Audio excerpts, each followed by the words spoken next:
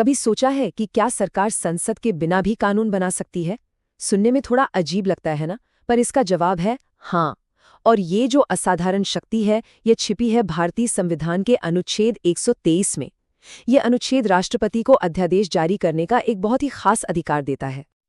तो आज हम क्या-क्या देखने वाले हैं? सबसे पहले तो ये समझेंगे कि आखिर इस शक्ति की जरूरत ही क्यों पड़ती है।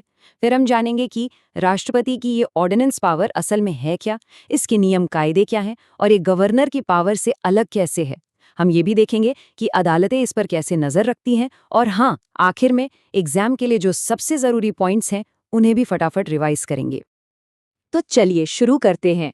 कहानी की शुरुआत वहीं से करते हैं जहां से इस पूरी शक्ति का जन्म होता है, मतलब कानून की एक तत्काल जरूरत से। तो एक सिचुएशन इमेजिन करते हैं।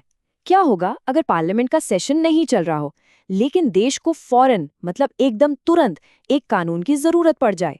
अब देखिए, कानून बनाने का काम तो संसद का ही है, ये तो हम सब जानते हैं। लेकिन दिक्कत यह है कि संसद के सेशन साल भर तो चलते नहीं हैं। तो अगर 2 सेशन के बीच कोई इमरजेंसी आ जाए जहां तुरंत एक्शन चाहिए, तो क्या होगा? देश इंतजार तो नहीं कर सकता है ना। इसी गैप को, इसी खालीपन को कहते हैं लेजिस्लेटिव वैक्यूम। तो फिर इस लेजिस्लेटिव वैक्यूम का हल क्या है? हमारे संविधान बनाने वालों ने इसका क्या तोड़ निकाला? बस यहीं पर एंट्री होती है राष्ट्रपति की अध्यादेश शक्ति की, जो इस मुश्किल का एक कॉन्स्टिट्यूशनल जवाब है। और ये जवाब मिलता है संविधान के अनुच्छेद 123 में। जी हाँ, आर्टिकल 123 यही वो नंबर है जो भारत के राष्ट्रपति को ये असाधारण शक्ति देता है। तो सवाल ये है कि ये अध्यादेश या ऑर्डिनेंस आखिर होता क्या है? देखिए, सीधे शब्दों में कहें तो ये एक टेम्पररी कानून है। इसे राष्ट्रपति जारी करते हैं, लेकिन अपनी मर्जी से नहीं, बल्कि काउंसिल ऑफ मिनिस्टर्स की सलाह पर। लेकिन हाँ, टेम्पररी सुनकर इसे हल्का समझने की गलती मत कीजिएगा। इसका असर और इसकी ताकत बिल्कुल उतनी ही होती है जितनी संसद से पास हुए किसी पक्के कानून की। अब जाहिर सी बात है, जब पावर इतनी बड़ी है तो इसके कुछ नियम और कायदे भी होंगे। तो चलिए अब समझते हैं कि एक अध्यादेश जारी करने की शर्तें क्या हैं और इसकी समय सीमा, मतलब ये कब तक लागू रहता है। देखिए, अध्यादेश जारी करने के लिए 2 मुख्य शर्तें पूरी होनी जरूरी हैं। पहली, संसद का सत्र नहीं चल रहा हो, मतलब या तो लोकसभा और राज्यसभा दोनों, या फिर कम से कम दोनों में से कोई एक सदन सेशन में ना हो। और दूसरी शर्त, राष्ट्रपति को इस बात का यकीन हो जाना चाहिए कि हालात ऐसे बन गए हैं कि फौरन एक्शन लेना बहुत जरूरी है। लेकिन यहाँ एक बहुत ही मजेदार पेंच है। राष्ट्रपति का ये जो यकीन है ना कि एक्शन जरूरी है, वो जुडिशियल रिव्यू के दायरे में आता है। मतलब अदालतें इसकी जांच कर सकती हैं कि क्या सच में ऐसे हालात थे। ये बात सुप्रीम कोर्ट ने आरसी कूपर केस में एकदम साफ कर दी थी। अच्छा, तो अध्यादेश जारी हो गया। अब क्या? जैसे ही संसद का सत्र दोबारा शुरू होता है, इस अध्यादेश को दोनों सदनों, लोकसभा और राज्यसभा के सामने रखना कंपलसरी होता है। और यहीं से उस अध्यादेश का भविष्य तय होता है। इसके बाद 2 रास्ते हैं। पहला, अगर संसद सत्र शुरू होने के 6 हफ्तों के अंदर इसे मंजूरी दे दे तो ये एक परमानेंट एक्ट यानी पक्का कानून बन जाता है।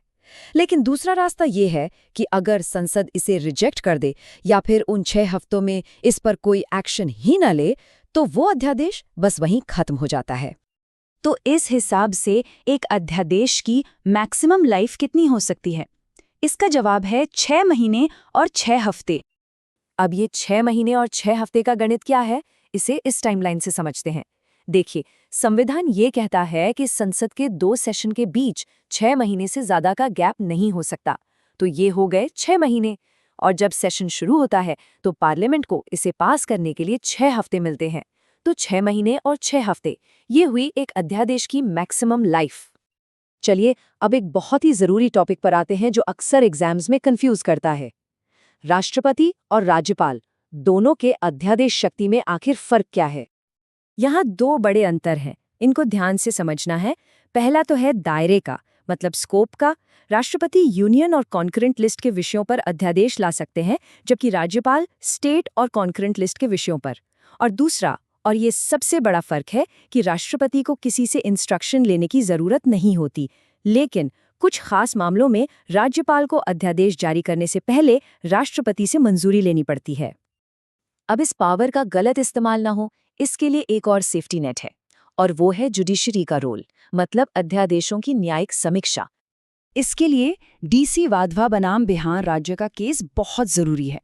इस केस में सुप्रीम कोर्ट के सामने एक हैरान करने वाला मामला आया।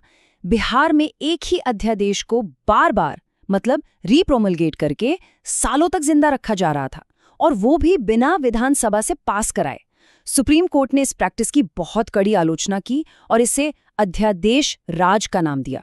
कोर्ट ने कहा कि ये लोकतंत्र और संविधान के साथ एक धोखा है। ठीक है, तो अब तक हमने जो कुछ भी समझा उसे जल्दी से रिवाइज कर लेते हैं। ये हैं एग्जाम के लिए सबसे जरूरी पॉइंट्स। तो राष्ट्रपति की पावर आर्टिकल 123, गवर्नर की पावर आर्टिकल 213। सबसे जरूरी कंडीशन क्या है? पार्लियामेंट का सेशन में न होना। मैक्सिमम लाइफ कितनी है? 6 महीने प्लस 6 हफ्ते। क्या जुडिशियल रिव्यू हो सकता है? जी हाँ, बिल्कुल हो सकता है। आरसी कूपर और डीसी वाधवा केस याद रखने हैं। और प्रेसिडेंट गवर्नर में मेन डिफरेंस, प्रेसिडेंट को किसी से इंस्ट्रक्शन नहीं चाहिए, लेकिन गवर्नर को कुछ मामलों में चाहिए होते हैं। और अब आखिर में एक सवाल जिस पर सोचना जरूरी है। क्या अध्यादेश की ये जो शक्ति है, इसका इस्तेमाल हमेशा लोकतंत्र की असली भावना के हिसाब से होता है?